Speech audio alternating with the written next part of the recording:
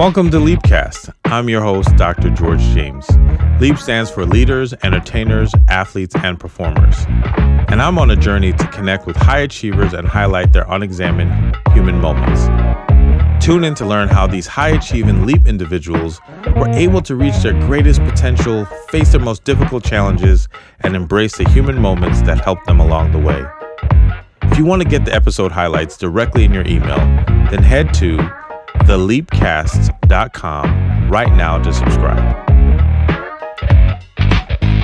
Hello, everybody. Welcome again to Leapcast. I'm your host, Dr. George James, and I'm here to have amazing, wonderful conversations with high achievers doing great things to learn and just to learn more about who they are. Today, I am super excited. I know every time I say I'm excited, but today I'm super excited for our guest today, Jeff Gibbard. I know him in so many ways. He's a great friend. And let me just tell you a little bit about him. First, for years, his LinkedIn headline said, "The world's most handsome social media and content marketing strategist." But today he prefers to go by another title, superhero. As you can see, I got my superhero shirt on. That's right. We got to have a superhero connection going on. Jeff Gibbard is a strategy consultant, a coach, a professional speaker, author, and the founder of the Superhero Institute, a certification program for coaches. Jeff Gibbard is a superhero to everyone. He's also the author of soon-to-be-released book on leadership called The Lovable Leader. I'm just excited. Welcome, Jeff. Thanks for being on the podcast with me. Hey, man. Thanks for having me. And George, I feel like this is not super different than what we would normally do, except we're recording it this time. But I always love getting a chance to sit down and chat with you. And the fact that we're in like this more formal setting right here is kind of cool. You're right. This is really just going to be what we normally would do. And so for everyone who's listening, the reason why I'm just so excited is that when I thought about doing a podcast, I couldn't think of anyone else to really go to and like, hey, how do I do this? What I need to do, other than the awesome and amazing Jeff Gibbard, who amongst his many wonderful talents, he's also a podcast hoster and has been doing it for a number of years. So Jeff, I really appreciate you being willing to just join me on my journey. Dude, I'm so glad that you have a podcast to bring into the world. I believe even before you launched the podcast, I might've been like, George, have you ever thought about releasing a podcast? Because you have the voice, 2, you have the warmth. And then 3, you're just brilliant. I know you can get the best out of people as being a therapist. It's like, you know how to listen, you know how to ask probing questions without, judgment or anything, just like letting people kind of bring out what's going on with them. So if you tune that towards trying to figure out what makes leaders tick, I mean, I'm in. I think I was one of your first subscribers. I know that. You probably were. And look, that's what I'm saying about like the connection. And I appreciate you so much. So like I said, I've known Jeff and I really want to get into part of this. How I usually like to start is getting into people's Leap story. Just a reminder for everybody out there, Leap stands for leaders, entertainers, athletes, and performers. And, Jeff, you've done so much in your life, and I would love to just hear a little bit about your background. How did you get to where you are now? How did you even find the Superhero Institute? Like, how did you lead into that or develop into that? So tell us a little bit about your backstory. Yeah, I'll give you the few-minute version that helps to encompass all of Leap. So when I was 13 years old, I knew that I was going to be the starting point guard for the New York Knicks. So in a different timeline in the multiverse of things, I am here for the A portion of Leap. So I thought that was going to be the thing. So at 13, I thought that was going to be my thing. Went through high school believing that I was going to get recruited. Right, so who was your favorite Knick then? If you're going to go that far, like who was your favorite Knick? So I actually was in on like the Latrell Sprewell years of things, like the kind of the later years. Wow. Because when it was in like when I was in like my like 93 and 94, that was like back in like Chicago Bulls era, Michael Jordan. Of course I was down with the Bulls at that time, but the Knicks were my second favorite at the time. But I like that they played like that kind of like that bully ball. They had like the Charles Oakley, the Anthony Mason. It was like you didn't want to go into the paint too much. So I was into that, and I, being short, I loved like the whole point guard thing. Like I love the creativity of it. It just looked like jazz on the court, like when somebody did something truly amazing or broke somebody's ankles, I was just like, That's amazing. It's beautiful to watch, and it's a little cocky. So I always really appreciated that. But needless to say, I did not become the starting point guard for the Knicks. No need to Google it, Wikipedia it. So I had to figure out like what was the backup plan. So I decided to go to school for film. So this is where I get into the entertainer part. I wanted to be working as a director and a screenwriter. I wanted to basically write stories and then help to make sure that it was told appropriately. So I wanted to tell great films like Stanley Kubrick and like Martin Scorsese and like Alfred Hitchcock and Quentin Tarantino and all of like my favorites at the time. And I went to Temple University for that. And I thought that's what I was going to do. And, so that's like the high school to college part. But there was this other thing that happened to me. And I think we've talked about this before. I'm not sure, but I knew towards the end of high school that I wasn't going to be in the NBA. I knew that wasn't going to happen. So I had picked out the film school was going to be a thing. I was ready to go. This is my last day of high school. I take the car. My mom and I shared a car. I take the car, go to school. I'm like really excited. We're going to have a party. It's going to be a graduation party, whole thing. In the middle of the day, I met up with my mom and I gave her the car so that she could go and like pick up groceries for like this party we were going to have.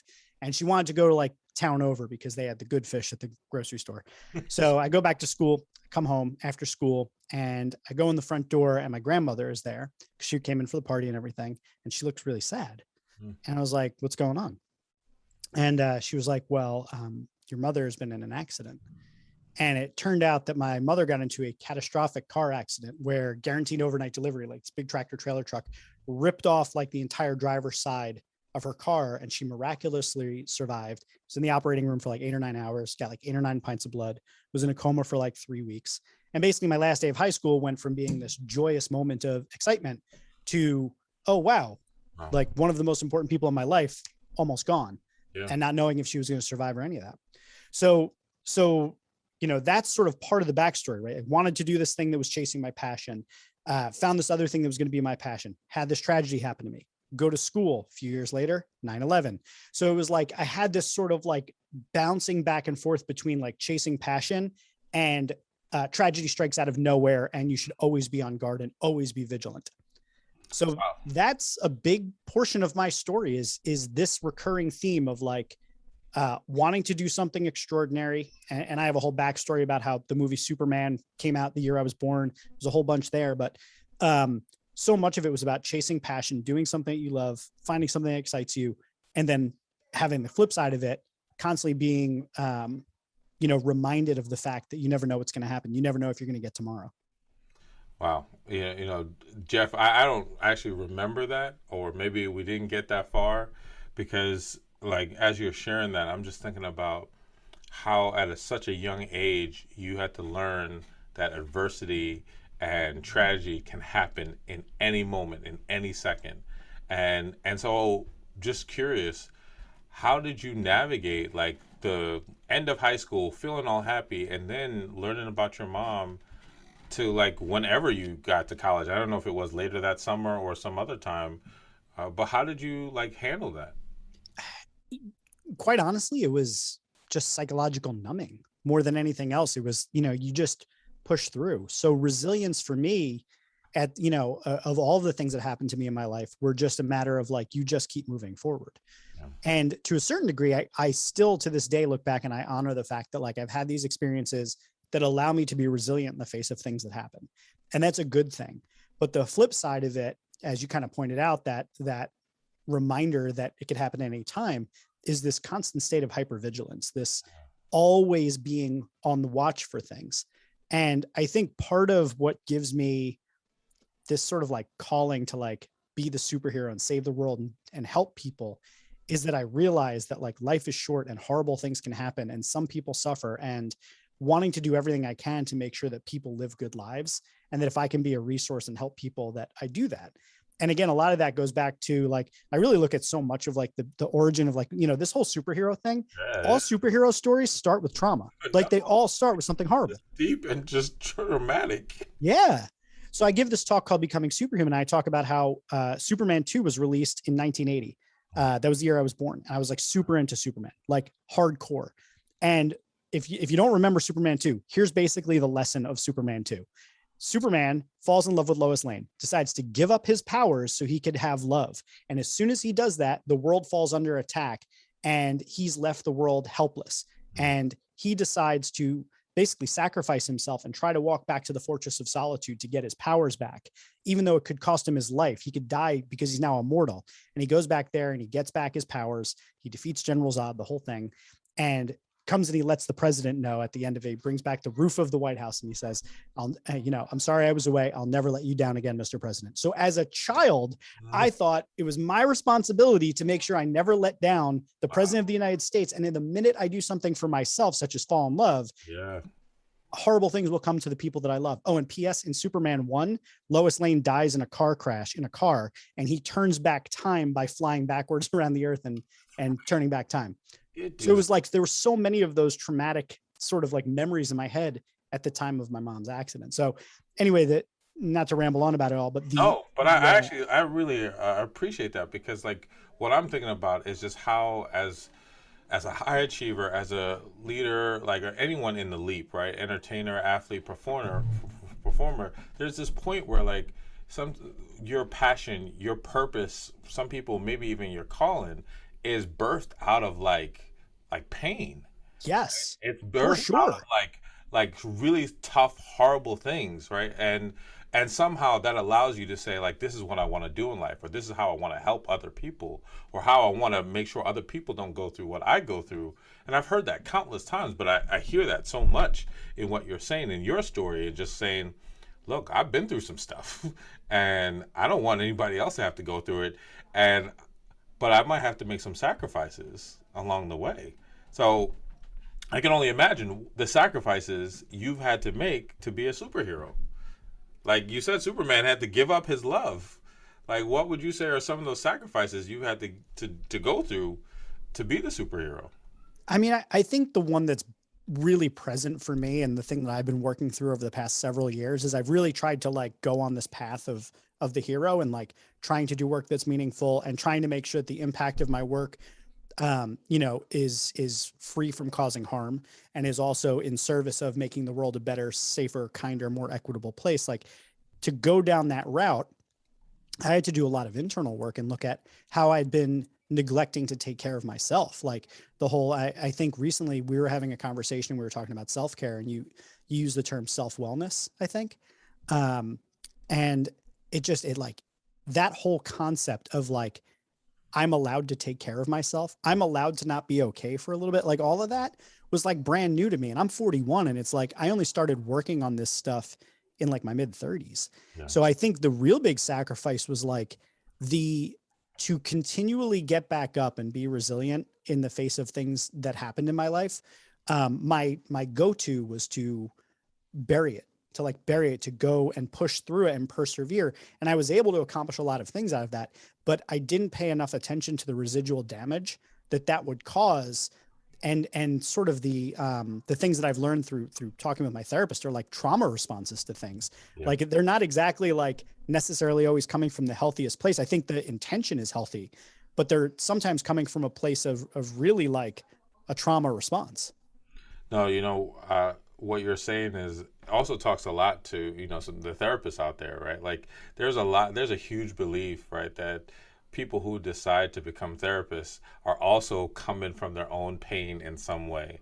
And, I'm actually really grateful for the path I had to go through to learn more about myself, to be a therapist, to be there for other people, because I don't know what I would have done, because I automatically have to work through so much as is.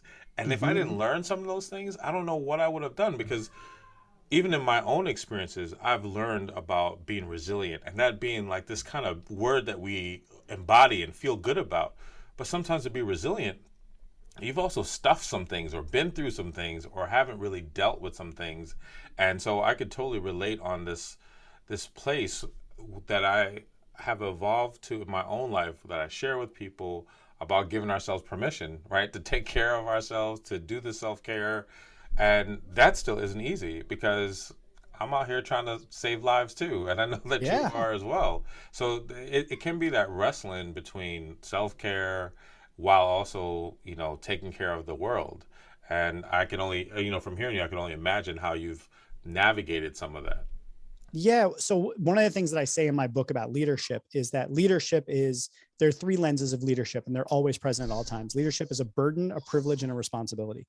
And I feel the same way about the work that I'm doing now, or any type of work you're doing where you're trying to make a change. Is like, on the one hand, it's a privilege to be able to do that work, to make an impact, to have a positive impact on the world, right? Or the deference that people might pay you for the work that you're doing, right? At the same time, the responsibility is something that you feel called to, and it's something that, to a certain extent, you don't really feel like you can avoid, and that in some ways makes it a burden, right? So to take on the responsibility of like fixing the world sometimes really is a heavy burden to bear, and it's something that I talk a lot about. When I'm trying to work through stuff, is like, there has to be a distinction between doing this by choice and doing this because you feel that you have no choice but to do this, right? And I think that there's until you have the freedom to choose that you want to make an impact on the world in a positive way, it's not going to be as powerful as it possibly could be, because you're almost not a willing participant in it. Like you're kind of going along with it because of past traumas and things that you've been through. No, I mean, that makes so much sense. Like when I think about the superheroes, and once again, I think we're talking about superheroes, but we're also talking about leaders. We're also talking about people who feel compelled to just do good and do greatness in this world. And I think that there's, like you said, there's sometimes not this feeling of choice. It's like I have to, and then it is that burden. But to get to a place where I can freely choose, or that I can not only choose to do it, but I can also take care of myself and those I care about, or have, I used to, growing up, I would look at people I would admire, and they would be these amazing individuals in just what they're able to accomplish. But then I would look at their home life, I would look at their family, I would look at their children, I would look at their relationship, and it didn't match up to all the greatness that they were doing.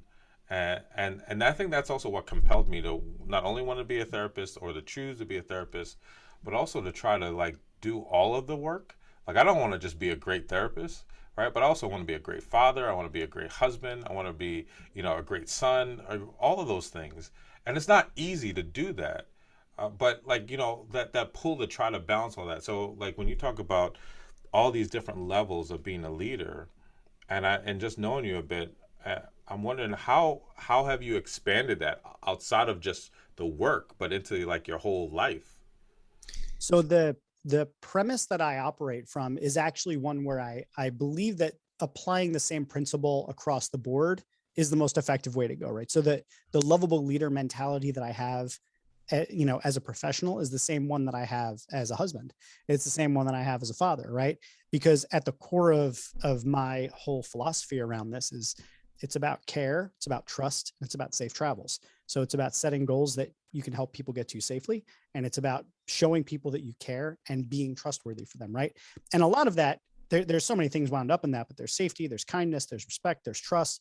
There's a lot of different pieces there. And I think that in any good relationship, whether it be professional, personal, whatever, if you don't have trust, if you don't sense that each other care about each other, and there's not a feeling of safety, you can't be vulnerable. You can't really connect. And I think, let's take it completely out of the professional world. If I'm going to have a successful marriage, I have to have open communication with my wife. Yeah. We have to be able to be vulnerable with one another, because it's, till death do us part. We're supposed to be here for each other through everything, ride or die, Yeah. So, and if we don't trust each other, that when we bring our full selves to the table, that the other's not going to respond in a way that gives us a soft place to land, then we're going to start to retreat and we're not going to be as open. Yeah. And I don't actually think that's all that dissimilar to what you see in companies. When you see relationships in companies, when you go to your boss and you say like, hey, this thing is going on and I didn't feel right about how it went down, and they dismiss you, or they tell you that it's in your head, or they don't take action on it, or whatever it is, the trust starts to diminish. Yeah. And after a certain point, a job is a whole lot different than a marriage. Like, as someone who's been divorced, like I can tell you, that is a traumatic thing that happens and it takes a lot of decisions, but leaving a job can be very easy if you don't trust your boss and you don't feel your boss cares for you, and it's not a safe work environment. Yeah. So I think so much of what you have to do to be successful in companies or on teams or any situation where there's leadership is that you have to have those preconditions, whether they're in your life, whether they're in, the work part of your life or the personal part of your life. It comes down to relationships and communication and that feeling of connection. And that's built on, I think it's built on love, really. Which makes sense, right? The lovable leader, It's right? the whole idea, right? Like, and look, I also want to just say for the record, it's not easy. Like, No. it is not easy to approach every situation with love and kindness and care and trying to build trust and respect with people, because sometimes two people don't mesh, like they just don't jive. It's not gonna be a good fit. But like, I think you still have to try really hard to sit on the same side of the table with people and meet them where they are, try to see where they're coming from. And even if you don't like each other, you can still love and respect one another and kind of be there for one another as you need. No, I mean, that to me that makes so much sense. Like you said, it's not easy, but if you can have the same philosophy, the same through line of how you want to be, how you want to lead in your work and professional life, but also in your personal and romantic and community parts of who you are, at least you are consistent. At least you are showing up the same way. So, Yeah. And I want to say just one more thing about it, just related to what I said before about it being your privilege, your burden, and your responsibility. I think you look at that in parenthood or in being a partner, a spouse, right? Like, it is sometimes a privilege for sure to be with your partner. Like, when I walk into any room with my wife on my arm, I feel like such a stud. right. So it is a privilege to be her husband, and it is a privilege knowing the way that she treats me. Just, I'm the envy of many of my friends, right? So that's a privilege, right? But at the same time, like, marriage is sometimes a burden, not because of necessarily the other person, but because of you have to deal with your own stuff sometimes. So like, as someone who has ADHD, like, if I get interrupted, I get very irritable, right? So it's a burden for me to have to go when I'm interrupted by her, like when she might be asking me something as simple as like, what do you want to have for dinner? It's a burden for me to fight that instinctual rise in me to be like, how dare you interrupt me? I was in the zone and this and that, when like, that's realistically like, what do I want to do in my relationship? What kind of relationship do I want to have? So it's a bit of a burden sometimes that you have to fight yourself to be the best version of yourself. And of course, responsibility, obviously, like, you have a responsibility to your partner, they have responsibility to you, and you have a responsibility to yourself to not put too much responsibility and burden on your partner. So there's just a lot there that I think, again, it aligns with and mirrors with how I think about leadership. I'm glad that you demonstrated that and kind of illustrated that in terms of the privilege, the burden, and the responsibility, and how that really does show up in so many ways. That there it is a privilege. Like I know that feeling. Like I love being able to go out with my wife, do things with her, or for her to be happy. I feel like Yeah. I've done it, right? I'm there. But also, right there, like you said, there is the burden of what I need to do. And really, like you said, that's about checking myself, whether it is at the job or professionally or at home. I think for me, to be a good leader, to be a good person, I have to be able to represent and check myself to figure out those things. And then there is some weight, responsibility, heaviness that comes with any good thing, in my Yeah. opinion. And so I really like that you've kind of put that together in that way. So I'm curious, you've had these kind of tough moments. I'm curious about a few things. One, in these tough moments that you've had, whether it be the accident with your mother or having to pivot in different parts of your life, like who did you go to or how did you handle those particular situations? Oh, so much of it was just, I'll handle this on my own. I think one thing that has helped me is my willingness to reinvent myself and change, to not be dogmatic about virtually anything, to hold myself too firmly to any one piece of my identity outside of my values. So like, the values have always been kind of the thing driving me, the sort of change I want to make in the world, sort of person that I want to be.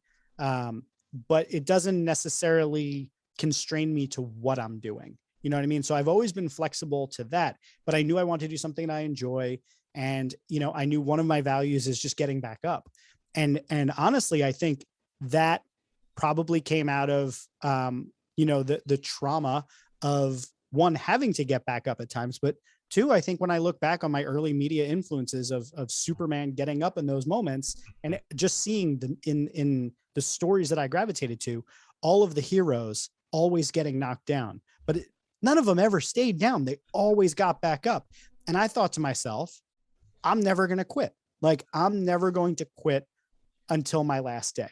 And then I'll tell you another one. I just thought of this, but I often do relate this. is that I watched when I was like 11 through 14, I had like a little bit of like a little depressive teenage angst thing going on. I was very like, girl crazy. And like, I was a little bit overweight and like, I had all these things going, right? So I was a little depressive. And I remember watching the movie Dead Poets Society. And it's a little cliche now, the whole Carpe Diem thing. But at the time for me, that was like a super groundbreaking thing that like, you don't know if you're going to have tomorrow. And I unfortunately found that out with my mom just, about 4 or 5 years later. But at the time, I remember after seeing that movie, it was a little, I'm short. I was a little heavier than I want to be. I had more red hair then and more freckles. And like, I just didn't feel super confident about myself at that time. But I remember I was about 14 at the time. It was after I saw the movie and I started trying to live each day, right? Like starting to really just not take life for granted. I remember looking at myself in the mirror before I was about to go out for something. And I just accepted myself. Like it was just a moment of like, I looked at myself and I said, look, no matter how much you hate on yourself for being short, you're short. No matter how much you hate on yourself for your weight, this is what you look like right now. Like if you want to do something about it, go do something about it. But like, and if you don't like your hair, that's your hair. Like, so what good is it taking your time just beating yourself up over who you are? And I thought that at 14, which in retrospect, as I describe it, sounds very, very mature. But I do remember it being like a pivotal moment for myself of just radical self-acceptance at that time. So it kind of put me in a position where it was very hard to harm me. Like it was very hard to hurt me because I already liked me. So if I like me, then like, what are you going to say that's going to actually hurt me? Right.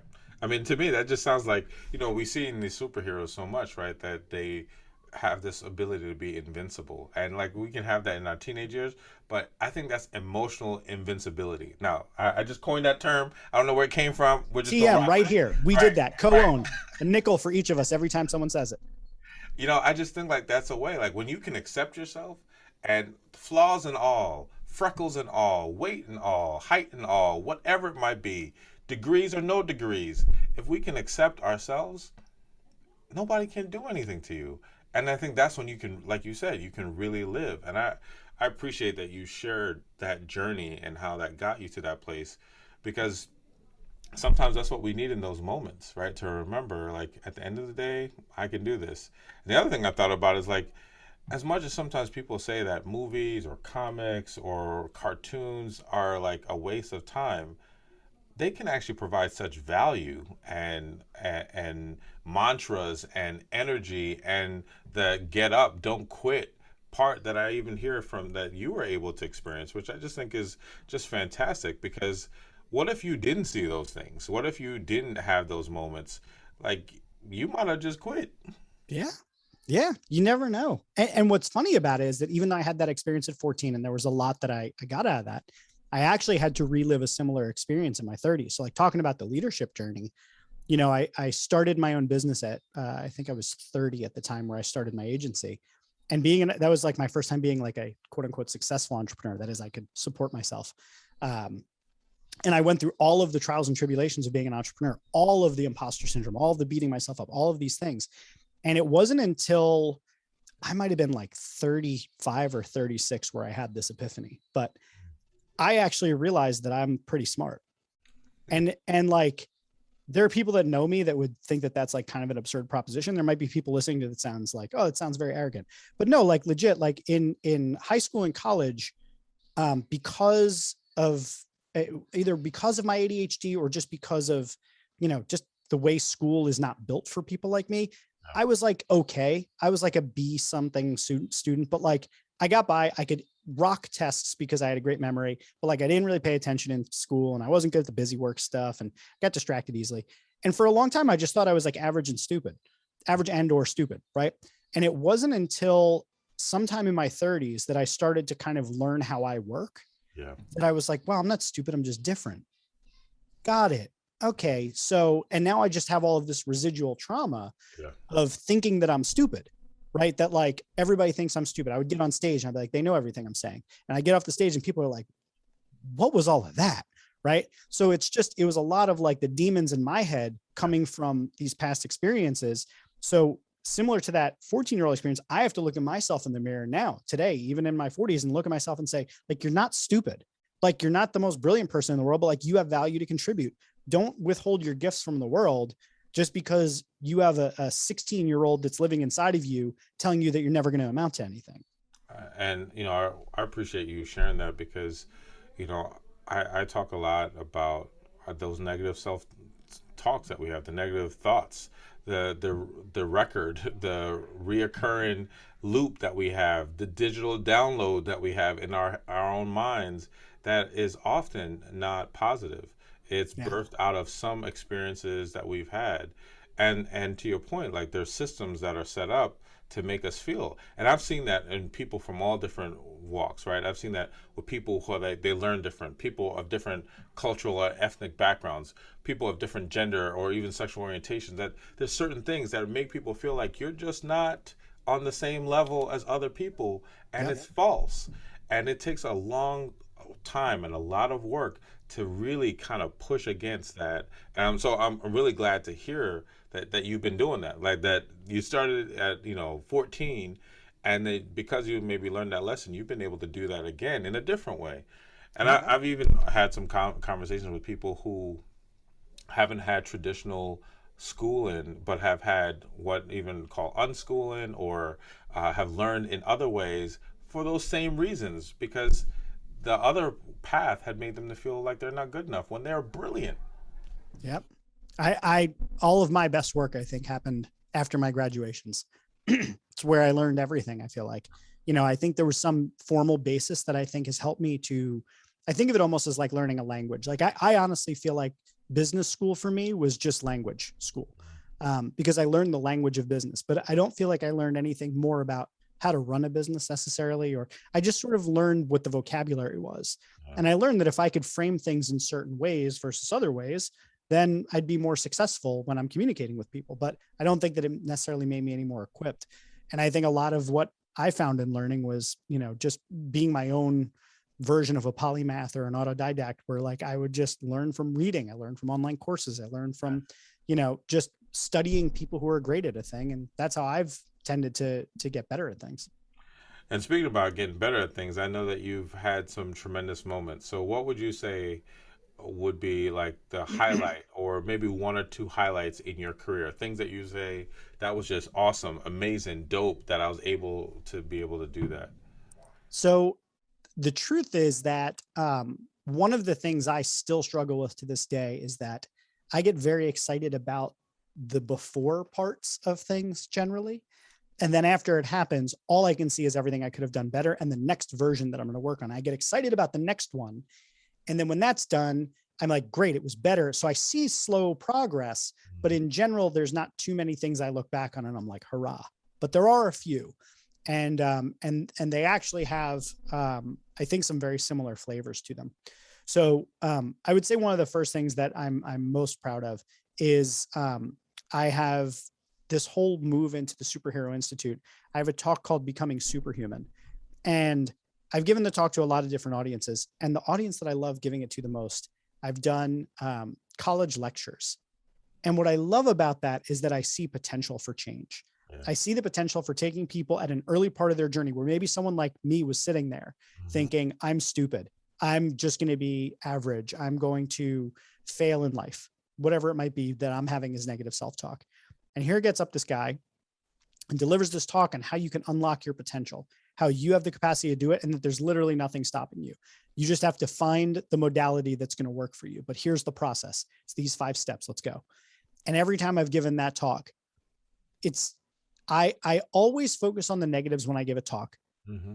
But in those rooms, those are the ones where I focus on the positives. Nice. It's the people that talk to me after those that I go, I might have just changed someone's life. Whereas when I'm doing it at that middle level, that's where I'm like, okay, well, some people like it, but everybody else, they didn't. Like, not everybody liked me, right? Like I beat myself up over it. But when I've given those as college lectures, I've really, really appreciated that. And then I would say my crowning achievement for real is writing this book, because it's the thing that I have poured the greatest degree of my heart and soul into. And I would honestly say it's the first thing that I've looked back on. And every time I've looked back on it and reread it, the different proof stages and everything, that I'm still actually proud of it, that I'm still proud of what I've put out into the world. And that no matter what happens with it, like it's very much that 14-year-old staring in the mirror moment. Like, I don't care if you don't like this book. I hope you do. I think I've put so much in it that's going to be valuable, but like, you random critic, I don't care if you don't like it, because I know I put my heart into it and I put it out into the world, and it's going to make a difference for the people who read it and who get it. And it's the same way that I felt about that college lecture when I've done it as a college lecture. It's not about the people in there that didn't get it, because they're going to walk away and they're going to find maybe something else that resonates with them. But for those that felt left out, that felt like they didn't have something that was for them, I was that in that moment for them.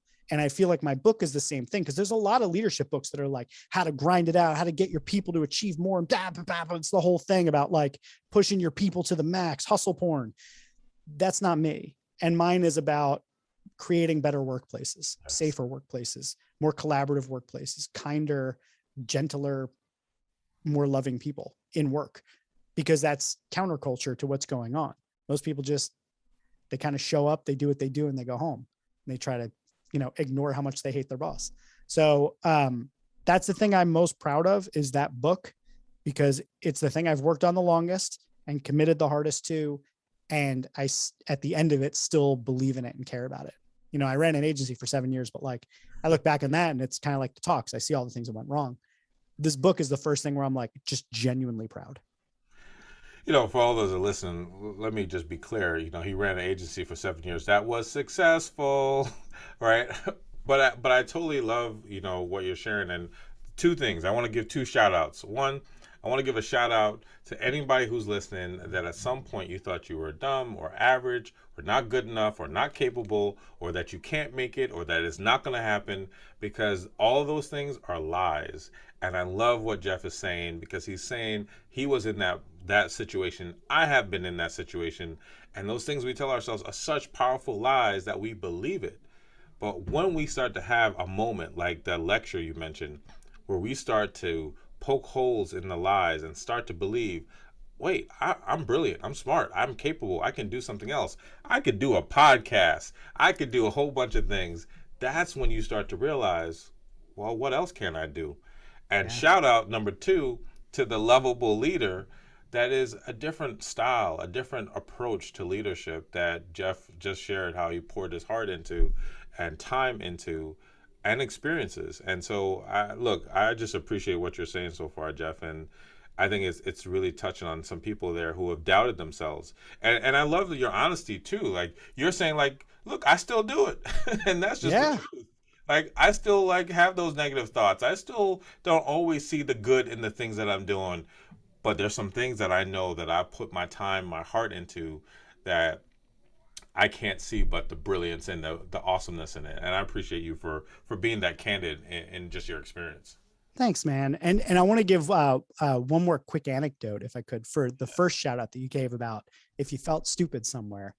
The additional thing I would add in there is, don't sell short how smart you actually are to someone else because of what you're good at. And I'll give you the real quick example of this, because this was probably the illuminating moment that set me on the path to start thinking, maybe I'm actually pretty smart. And it was this. It was in my MBA course. So I got my MBA at LeBeau College of Business at Drexel. Nice. And I arrived. And prior to this, I had like zero business experience, like none, zero, not at all. I tried to start a personal chef service that basically I could cook, but it failed miserably as a business because I didn't know a thing about business. So I get to this business school. Mostly my experience is having worked as a having Jeff over for dinner. I didn't know that part. I just learned. Oh, for real? This is happening. Yes.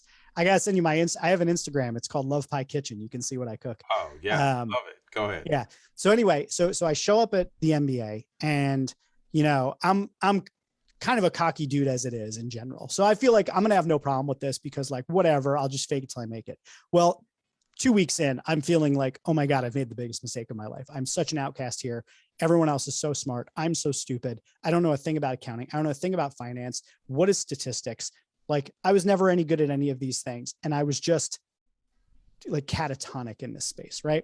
So I'm like, maybe this waiter wasn't meant to be, in an MBA class. All right. So I muscle through it.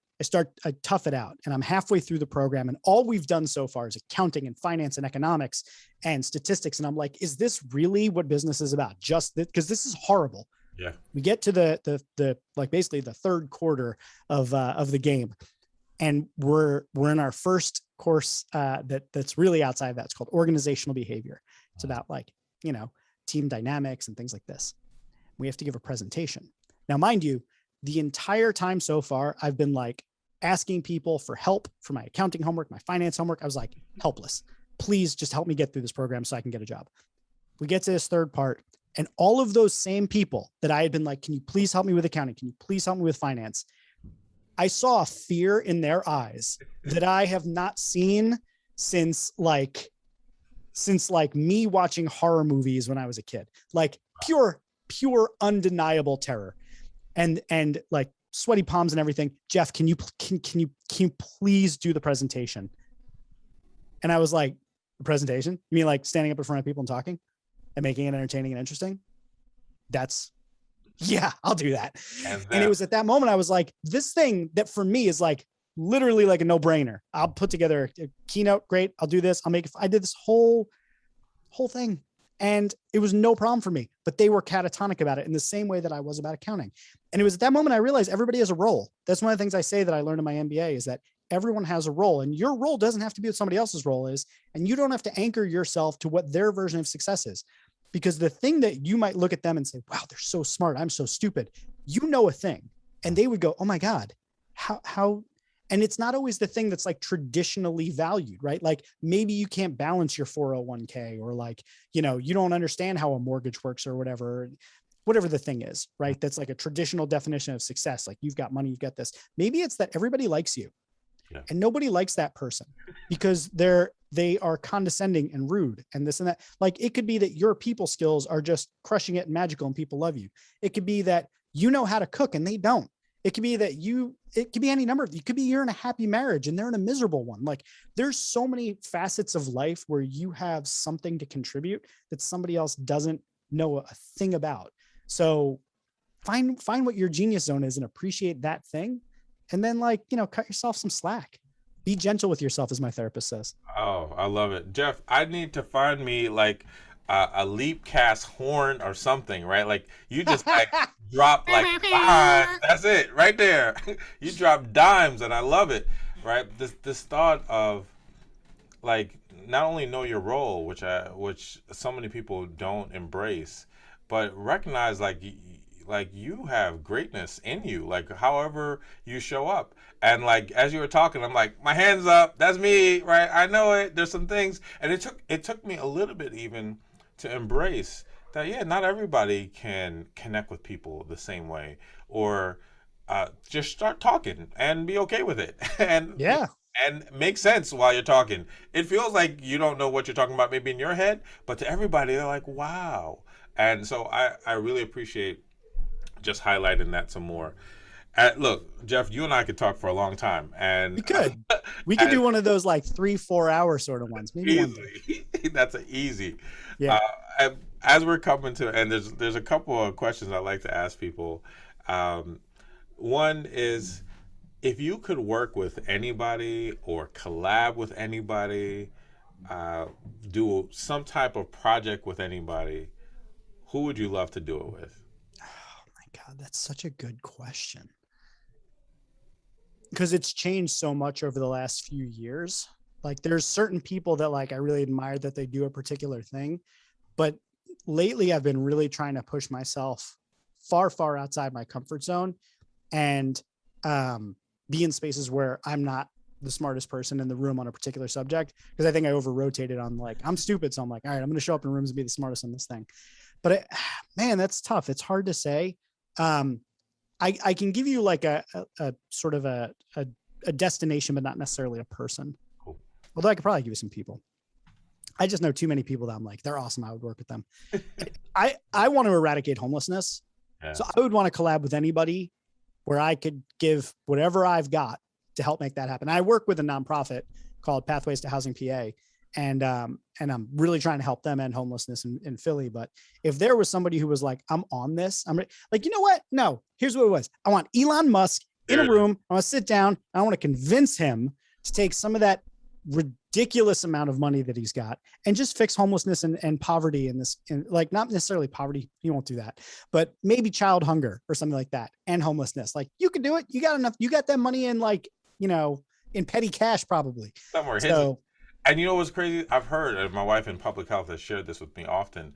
There's enough wealth in the world that even just a small fraction of it would fraction of a fraction. eradicate Yeah. hunger across the world. So It's something like $20 billion would like eradicate homelessness in this country, like eradicate it. And like, we should just do that. Like, why haven't we done that? Why should people be sleeping on the street? It's mind boggling to me. So yeah, maybe that would be it. But there's so many people that I've met in recent years that like, I'll just give shout outs to like, Christina Blacken, Christopher Lynn, Yvonne Alston.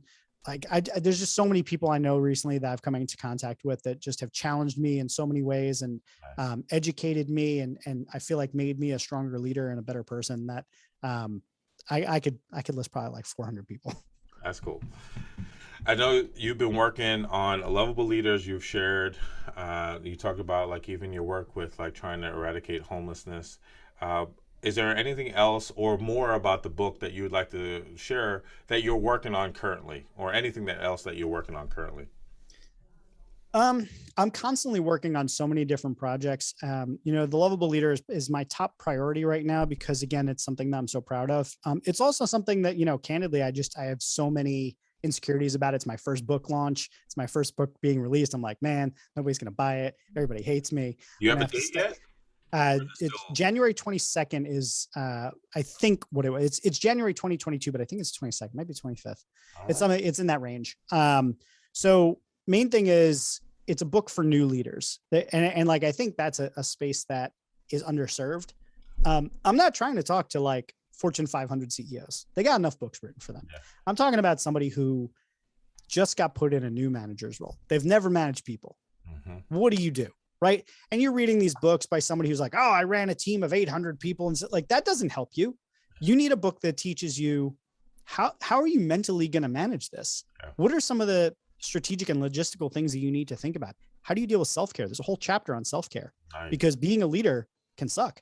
So, I'm really, I would love to see this book make a difference out in the world. And the dirty secret of it is that the majority of the book was written as a counterbalance to everything I hated about bad bosses.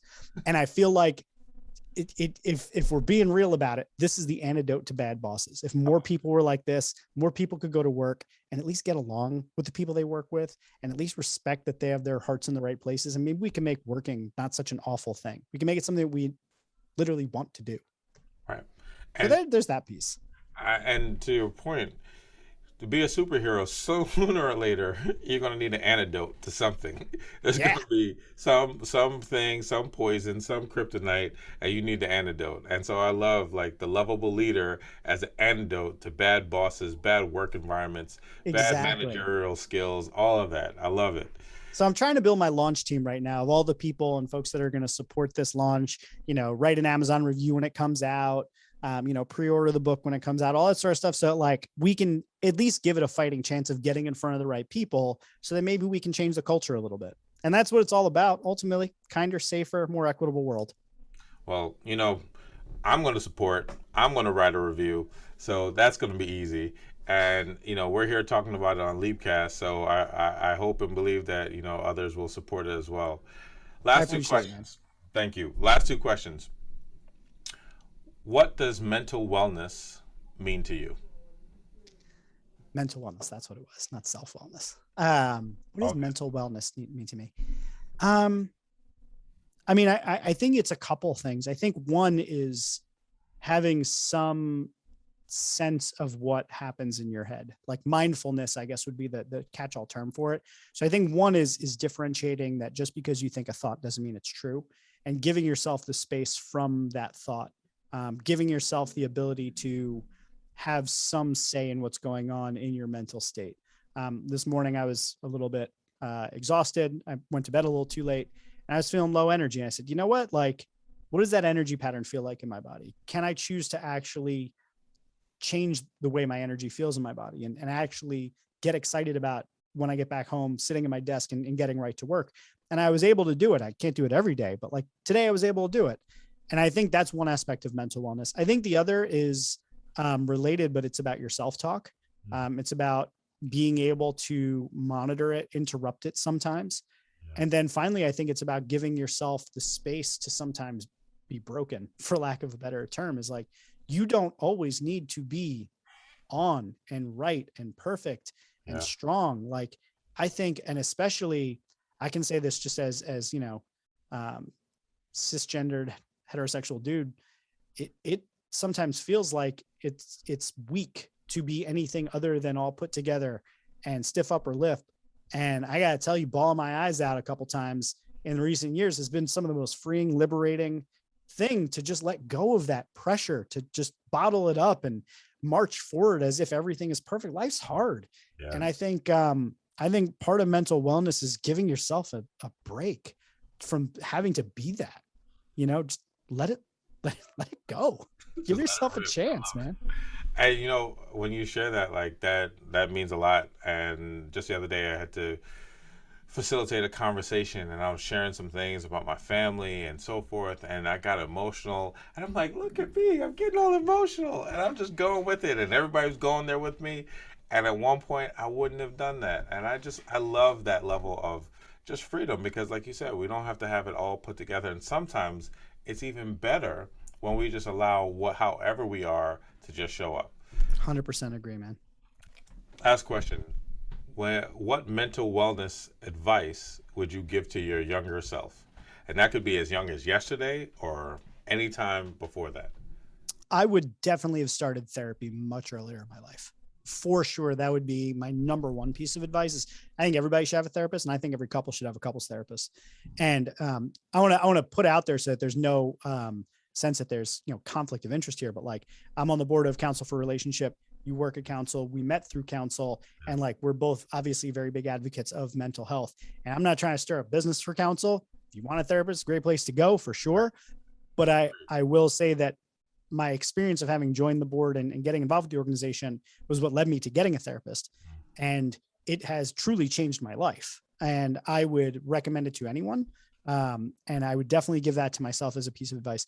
The second thing I would say, and this is just specifically because of my, the way that my brain processes things and the idiosyncrasies of ADHD, but I would say, like, don't put the pressure on yourself for your brain to operate any other way than the way your brain does, and try to figure out how to work with it rather than against it.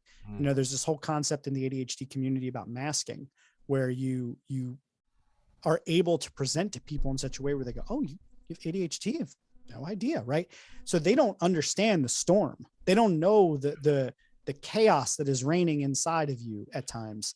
And I think for me, one of the things that I would have really benefited from is accepting that that's how I am, and learning earlier to find ways of working with it rather than fighting against it. Because when I'm able to work with it, I mean, magic happens. There are benefits to it. The hyper focus side of ADHD is remarkable. And I think if you are someone who has trouble with focus, if you can find out ways to engage your flow state like that, like I've learned how to do, more often than not, I still have my my executive dysfunction moments of like nothing works. Right. But the more you can mitigate that, I mean, I think the more you can become superhuman. Like, that's part of what mental wellness is like figuring out how this one that you have, that is yours and yours alone, figure out how that one works. And that's what I would have said to myself. I love work with your brain, not against it. And really just highlighting like ADHD and so many people who might either be diagnosed or undiagnosed and have had those struggles because they are working against their brain. And like you said, with everything that we could have, there is a gift that can come with it if you allow yourself to see it. And I appreciate you also owning and naming that we are both a part of Counsel for Relationships in different ways. But as we know, that Leapcast has had the ability to reach people from all over. So you can find a therapist wherever you are.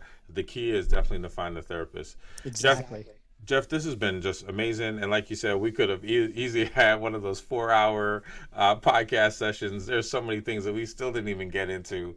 I appreciate you stopping by, being here, and also for everyone that's out there, influencing me, encouraging me, coaching me up, helping me to be your host for Leapcast. And I would not have been able to have to be in this role and to grow in this role if not for the support of Jeff. So in so many ways, Jeff, thank you. Author of The Lovable Leader, as well as just an awesome, amazing person, strategist, business person, but really just an amazing leader. Jeff, thank you for joining. Thank you. Appreciate you having me. I believe in George James. I'll take that. All right. Wow. What an incredible ride we just went on with another great member of the Leapcast community. I appreciate you listening and hope you got some tangible value from the episode. Please let us know what you think by leaving a comment, rating, and review. As always, please don't forget to subscribe wherever you listen to podcasts. This is Dr. George James, and I'll see you next time.